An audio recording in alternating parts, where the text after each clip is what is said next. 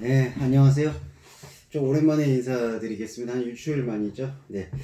창세기 1장과 3장을 좀 마무리를 하고, 이제 원역사의 두 번째 이야기를 들어가는 어떤 텀을 좀 가졌던 것 같아요.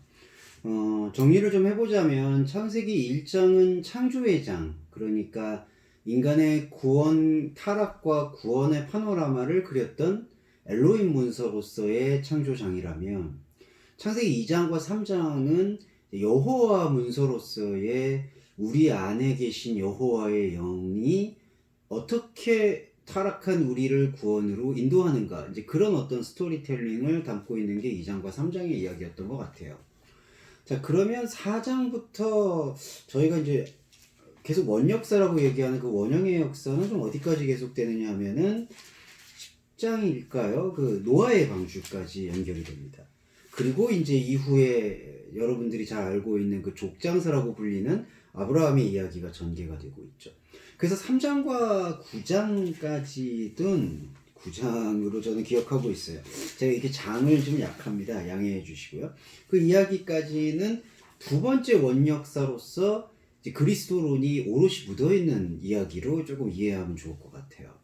그래서 이제부터는 조금은 좀 이렇게 구절로 우리가, 그러니까 장절로 이렇게 분해해서 살피는 것보다 전체적인 맥락과 스토리텔링으로 이해하는 그러한 접근을 조금 취해 보도록 하겠습니다. 사장의 이야기가 등장을 하는데요. 사장의 이야기의 전체적 핵심은 그 카인과 아벨의 이야기입니다. 사장의 처음부터 이렇게 등장을 해요. 아담이 아내 하와와 동침함에, 근데 여러분 이 동침이라는 야다라는 단어가 안다라는 의미도 있습니다. 그러니까 꼭 이제 섹스, 임신이나 성관계를 맺는다는 뜻만 있는 게 아니라 깨달아간다, 깨우쳐간다라는 의미도 함께 봐야 돼요. 그러니까 아담이 이제 하와와 계속 생명을 생각한다, 이렇게 생각하시면 되겠고, 거기서 무엇이 등장하냐면은 카인이 등장합니다. 근데 이 카인이라는 뜻이 이 단어의 의미 자체를 조금 놓고 보면 고착하다, 고정하다라는 뜻이에요. 근데 이 고정하다라는 뜻이 선악과 패러다임과 무척 닮아 있습니다. 그러니까 인생에 있어서 자기의 의지로 고착화시켜서 자기가 깃발을 꽂아서 자신의 의지 속에서 자신을 확신하려고 하는 그 태도, 그게 어떻게 보면 하늘을 잃어버린 땅의 속성이거든요. 카인이 바로 그러한 속성이라고 보실 수가 있어요. 자, 아담이 하와와 야다, 잉태하여서, 그러니까 이제 동침을 해서 섹스를 하여서, 근데 아까 그게 깨달음이라고 말씀드렸죠. 카인이 나왔어요. 근데 이게 땅의 속성이에요. 그리고 동시에 그 다음에 뭐가 나오냐면은 바로 2절에서 아프, 형제가 나와요. 형제 아벨.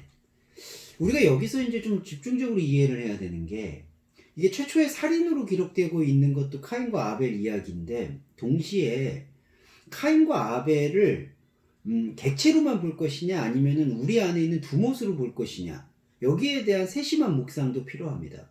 자, 이건 역사예요. 그러니까 역사의 이야기를 담고 있기 때문에 우리가 이해하는 어떤 그런 뭐 어떤 삼국사기나 아니면 그런 역사 이야기하고는 좀 다를 수 있겠죠. 하지만 분명히 실제 하는 인간의 그 굴레하는 역사이기 때문에 기본적으로는 카인과 아벨을 객체로 보는 게 맞아요. 그러니까 객체라는 표현은 두 존재가 있었다. 카인과 아벨이 있었다. 그런데 원역사의 의미 속에서는 우리 안에 흐르고 있는 하나님 없는 존재의 자아와 그 하나님 없는 자아를 이겨내고 극복을 해서 생명을 들춰내는 생명 자아가 있다라는 것을 끊임없이 설명을 하고 있거든요. 그런 의미로 봤을 때에는 카인과 아벨은 분명히 객체가 맞지만 그 안에 담고자 하는 메시지는 카인과 아벨은 한 존재의 이야기를 압축하고 있다, 이렇게도 생각을 해볼 수 있어야 한다는 거죠. 형제라는 의미가 사실은 그런 의미를 많이 품고 있어요. 이 아프라는 단어, 아프죠. 아흐라는 단어가 형제라는 뜻도 있지만 상징적으로 자궁을 나누었다라는 뜻도 있습니다. 그래서 이거를 70인용 헬라어에서는 아델포스를 사용하잖아요. 하나의 자궁에 같이 있는 상태, 그러니까 공존태를 얘기하거든요. 그러니까 카인과 아벨이라는 것을 객체라는 어떤 형제관계로만 묘사하는 것이 말씀의 핵심이라고 보기보단 카인과 아벨이 인간이 갖고 있는 죄와 그 죄를 벗어날 수 있는 구원의 접점 혹은 통로, 이렇게 이해해 볼 수 있다는 거죠. 그걸 구현하는 게 이 이름의 상징성이에요. 아까 앞서서 카인은 고정된 좌표라고 말씀을 드렸죠. 그게 하나님의 좌표가 아니겠죠. 사람이 깃발을 세우고 목표를 세워서 거기에 도달하고자 하는 자기 의의 상징성이 바로 카인이죠. 고착, 고정. 근데 아벨은 이 헤벨인데, 헤벨의 근원적 뜻은 텅 비었다는 뜻이에요. 텅 비었다, 허무하다, 상징적으로 덧없다라는 뜻으로도 이해가 됩니다. 우리가 이제 불교에서 사용하고 있는 그 덧없다, 그러니까 그게 무의미함이잖아요. 자, 헤벨과 카인과 아벨에서의 이 차이가 뭐가 극명하게 드러나죠? 조금 이따 연결되었죠. 카인은 농사를 해요. 땅을 섬겨요. 근데 이때 땅이 섬기는 목적이 뭘까요? 자신의 좌표, 자신의 깃발을 꽂기 위해서, 곧 자기 의를 세우기 위함이라는 거죠. 근데 에벨은 뭐죠? 아벨은 양을 돌본다고 해요.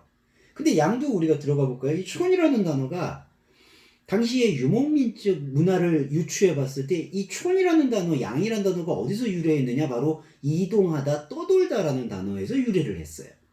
그러니까 그때의 양을 치다, 양을 돌본다라는 의미는 단순히 어떤 직업적인 현상을 설명하려는 게 아니라 그 상태를 설명하려는 거죠. 그러니까 떠돌고 방황하는 거예요. 왜냐하면 아벨은 덧없으니까. 그런데 우리 이 스토리 알죠? 카인은 땅의 열매로 하나님한테 그거를 드려요. 제물을 드려요. 그런데 아벨은 양의 새끼와 기름으로 제물을 드려요. 그런데 아벨이 지금 무언가를 드렸잖아요. 이 보라는 동사가 이제 가다 오다라는 그냥 동작이에요. 솔직히 하나님이 제물을 받을까요? 하나님이 제물을 받고자 하는 마음이 원래부터 있었다면 카인의 제물을 받아야 되는 게 맞아요. 그러니까 제물이라는 이 단어, 미느하, 이 미느하의 의미의 단어적 의미는 인간적으로는 열매를 뜻하는 거예요. 그러니까 인간이 무언가 땅에서 얻은 소산과 소출을 신에게 바치는 행위. 종교적으로도 봐도, 비교종교학으로도 봐도 뭔가 인간이 땅에서 이루어지는 자신의 성과를 바치는 행위가 신에게 바치는 제사의 행위로 적합하게 등장을 해요. 우리 유교 문화에서도 그렇고 불교 문화나 다른 문화에서도 인간이 하는 행위의 결과물, 그거를 제물과 직결적으로 연결을 시키죠. 미느하라는. 히브리어 미느하도 다르지 않아요. 그런데 아까 보세요. 아벨의 직업이 아니라 상태를 말씀드렸을 때 양을 돌본다고 하죠. 양을 돌보는 게 뭐죠?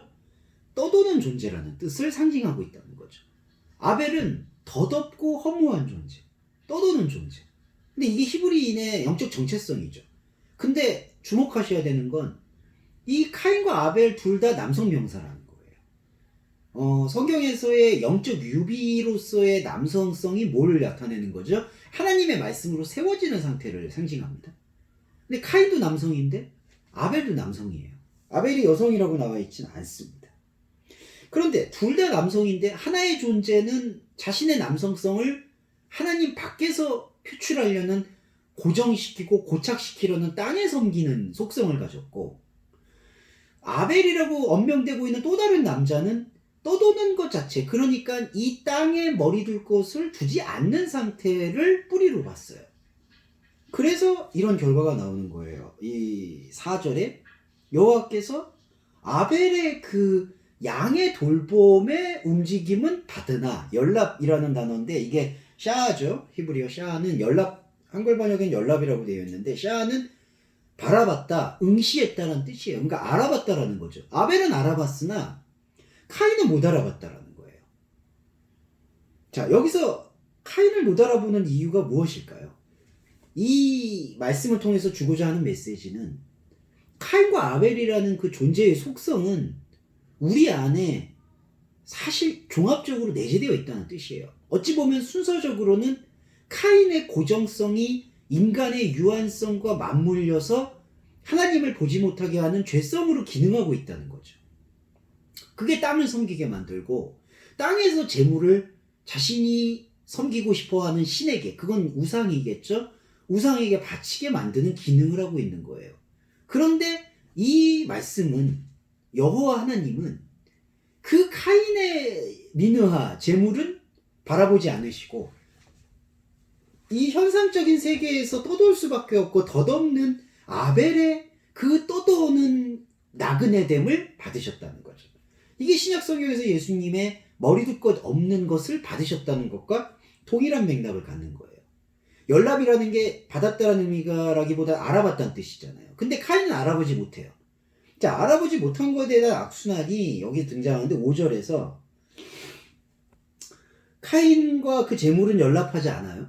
그러니까 카인이 분하여 안색이 변한다라고 하는데 이걸 직역을 좀 해보면 분했다라는 요 하라르라는 단어가 열정, 열심을 더욱더 깊이 품다라는 뜻을 갖고 있습니다.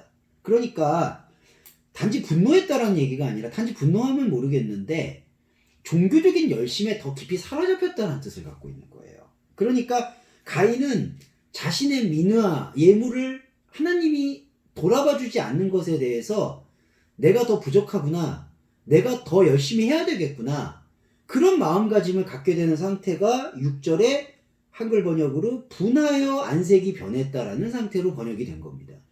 그러니까 카인이 더 메오드, 이게 이렇게 되죠. 메오드, 하라르 메오드, 매우 열정을 가져서. 근데 여러분 이런 거 기억하시죠? 요한복음 같은데 주를 사모하는 열심이 나를 삼키리라 같은 거 대비를 해보시면 나올 거예요.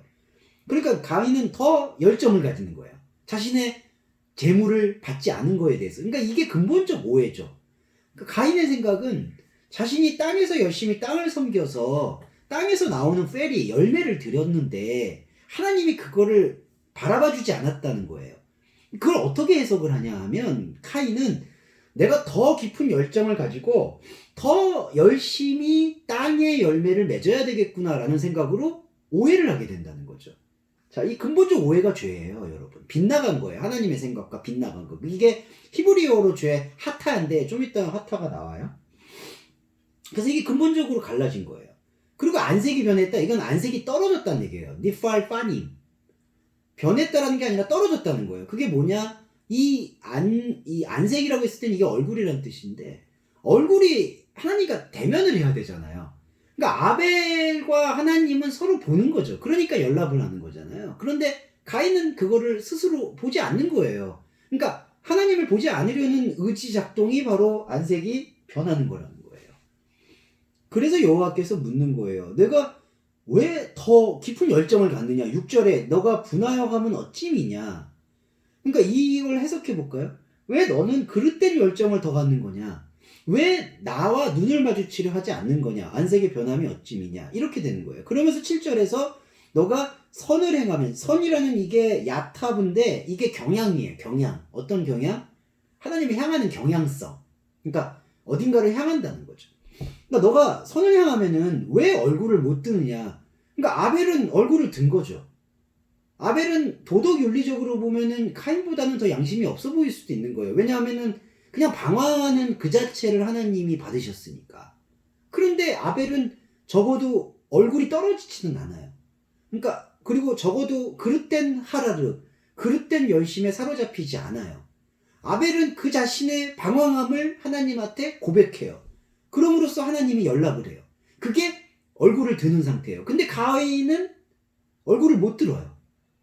생명의 경향성이 없으니까. 그래서 이렇게 표현을 하는 거예요. 하나님이 너의 경향성이 하나님 나를 향하는 경향성이 아니라면, 선을 행치 아니하면 죄가 문에 엎드린다. 여기서 이제 죄라는 단어가 성경에서 처음 등장하죠. 이게 하타하트인데 하타하트라는 뜻이 뭐냐면 빗나가 있다는 뜻이에요. 그러니까 하나님의 생각과 하나님의 말씀하시는 추구하는 뜻과 인간의 추구하는 뜻이 완전히 어긋났다는 뜻이죠. 그리고 하타하트는 또 무슨 뜻이 있냐면 이 죄라는 뜻은 상실하다, 부족하다라는 뜻이 있어요. 왜 부족하다라는 것이 이 하타하트 죄에서 유래할까요? 하나님으로부터 빗나가 있죠. 그러니까 지금 가인이 하나님으로부터 빗나간 방식인데 종교적인 열심은 또 끈을 못 내려놓죠. 그러니까 어떤 결과가 나오죠? 자신이 뭔가 종교적으로 더 부족했구나, 그런 잘못된 오해를 하고 잘못된 충성을 하게 된다라는 거예요. 그래서 이 하타하트라는 히브리어 죄는 빗나가 있기 때문에 자신의 부족함으로 무화과나무로 치마를 만들려는 욕구와 행동에 더 깊게 사로잡혀 있는 올무에 빠져 있는 걸 히브리어에서는 죄 하타하트라고 말을 하는 거예요.